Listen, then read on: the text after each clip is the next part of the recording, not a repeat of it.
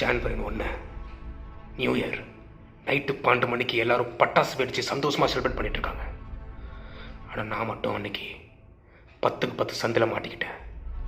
என்னை சுற்றி 10 நாய். லெஃப்ட் சைடில் ஓடலான்னு பார்த்தா 2 பேரையும் நான் என்னையே பார்த்துட்டு இருக்கேன்.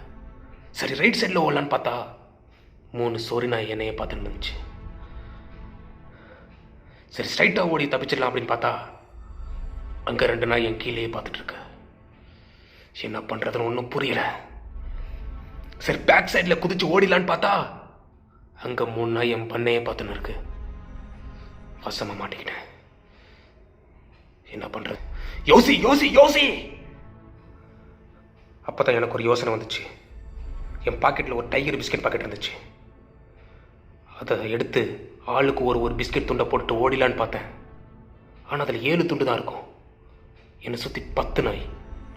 ஆளுக்கு ஒரு துண்டு போட்டால் கூட மிச்சம் இருக்கிற 3 நாய் காண்டில் என்னை செஞ்சிருச்சுனா, என்னை போட்டுருச்சுனா என்ன பண்ணுறது? இதுக்கு ஒரே வழி தான் இருந்துச்சு. எஸ், அதுதான் அந்த வழி. அது மட்டும் இந்த ஒரே வழி. ஆமாம், அதுங்க டயர்டாக்கி இவன் சரிப்பட்டு வரமாட்டான், இவன் ஒரு சப்படா அப்படின்னு அதுங்களே நினச்சி போகிற வரைக்கும் இங்கேயே அசையாமல் நிற்கலான்னு முடிவு பண்ணிட்டேன். Yes, this is the international method. 16 மணி நேரம் போராட்டத்தை பிறகு அதுங்க என்ன சப்பன்ட்டு போயிடுச்சு. நான் ஜெயிச்சிட்டேன். எஸ், நான் ஜெயிச்சிட்டேன்.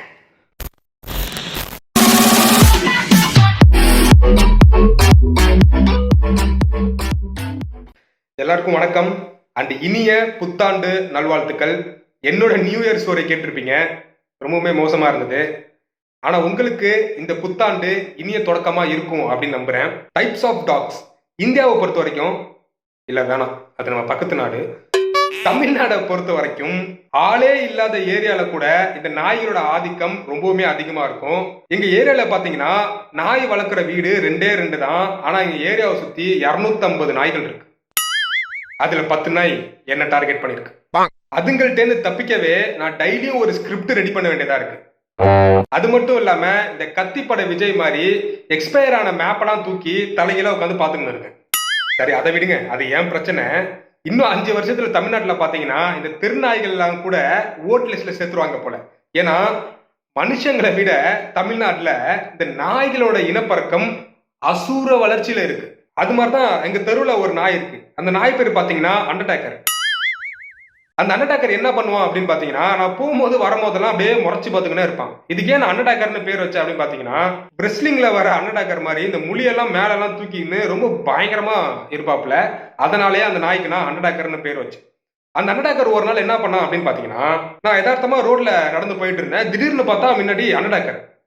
எனக்கு என்ன பண்றதுன்னு தெரியல, உடம்புலாம் உதா ஆரம்பிச்சிச்சு. அவன் என்ன பார்க்க, நான் அவனை பார்க்க மாறி மாறி பார்த்துட்டே இருந்தோம். அவன் ஒரு ஸ்டெப் எடுத்து வச்சான் பாருங்க. எடுத்தேன், ஓட்டம் உசேன் போல்ட் லெவலுக்கு ஓடிட்டேன். உசேன் போல்ட் லெவலுக்கு இல்லைனாலும் நெட்டு போல்ட் ஸ்பீடுக்கு ஓடி இருப்பேன் அப்படின்னு பாத்துக்கோங்களேன். அப்படியே ஓடி போயிட்டு ஒரு இடத்துல மூச்சு வாங்க நிக்கிறேன். அங்க ஒருத்தர் என்கிட்ட வந்துட்டு, ஏப்பா ஏன் இப்படி ஓடுற, என்னாச்சு அப்படின்னாரு. இல்லைங்க, அந்த நாய் என்ன துரத்துதுங்க அப்படின்னு. இது அந்த நாயா? ஆமா. எப்பா, அந்த நாய்க்கு கண்ணே தெரியாது. இது கண்ணு தெரியாதா? அட பாவத்தை, இதுக்கு பயந்து நான் டெய்லியும் வீட்டுக்கு 2 கிலோமீட்டர் சுத்தி போயிட்டு இருந்தேன். என்ன நினைச்சா எனக்கே கேவலமா இருந்துச்சு. இதை கண்ணை பார்த்து வேற தப்பா அண்டர்டாக்கர்னு பேர் வச்சுட்டேன்.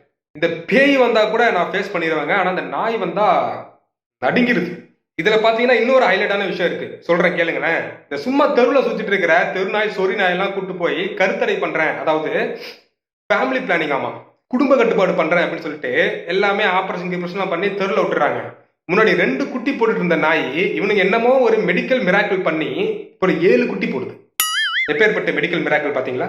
இன்னும் கொஞ்ச நாள்ல பாத்தீங்கன்னா இதை Aadhaar card, PAN card, ration card உட்பட காப்பீடு திட்டத்திலையும் சேர்க்க பிளான் பண்ணிட்டு இருக்காங்க. ஏன்னா இதுங்க அந்த அளவுக்கு வளர்ந்துட்டு இருக்கு. இந்த வீடியோ பண்றதுக்கான முக்கிய காரணம் என்ன அப்படின்னு பாத்தீங்கன்னா, மனுஷங்கள மாதிரியே பிற உயிரினங்களும் நம்ம கூட சகஜமா சர்வ சாதாரணமாக இந்த உலகில் வாழ வேண்டும். அதுல எந்த விதமான சந்தேகமும் இல்லை, அதுல எந்த விதமான மாற்று கருத்தும் இல்லை. ஆனால் இந்த மனுஷங்கள்ல எப்படி சில வெறி பிடித்த மிருகங்கள் சுதந்திரமா வெளில சுத்திட்டு இருக்கு பாத்தீங்களா? இந்த கொலை பண்றவன், ரேப் பண்றவன்லாம் சர்வசாதாரணமா நம்ம ஊர்ல வெளில சுத்திட்டு இருக்கான். அது மாதிரி இந்த வெறி நாய்களும் ரொம்பவுமே சுதந்திரமா வெளில சுத்திட்டு இருக்கு. சமீப காலமா பாத்தீங்கன்னா இந்த நாய்க்கடிகள் ரொம்பவுமே ஜாஸ்தி அடைஞ்சிட்டு வருது. வெளில விளையாடுற குழந்தைகளா இருக்கட்டும், நைட் நேரத்துல வேலைக்கு போய் லேட்டா வீடு திரும்புற சில பேருக்கு இந்த நாய்கள் ரொம்பவுமே அச்சுறுத்தலா இருக்கு. இதை நம்ம சீரியஸா சொன்னா சிரிச்சிருவாங்க. அதனால தான் சிரிச்சுட்டே சீரியஸா சொன்னேன். சோ இந்த விஷயத்தையும் கவனத்தில் எடுத்து கண்டிப்பா கட்டுப்படுத்தணும். நன்றி. தோல்வி நிலையென நினைத்தால் மனிதன் வாழ்வை நினைக்கலாமா? உரிமை இழந்தோம், உடமையும் இழந்தோம், உணர்வை இழக்கலாம். ஏண்டா இதுங்கெல்லாம் நாய் கடிக்காதா? உக்காளி.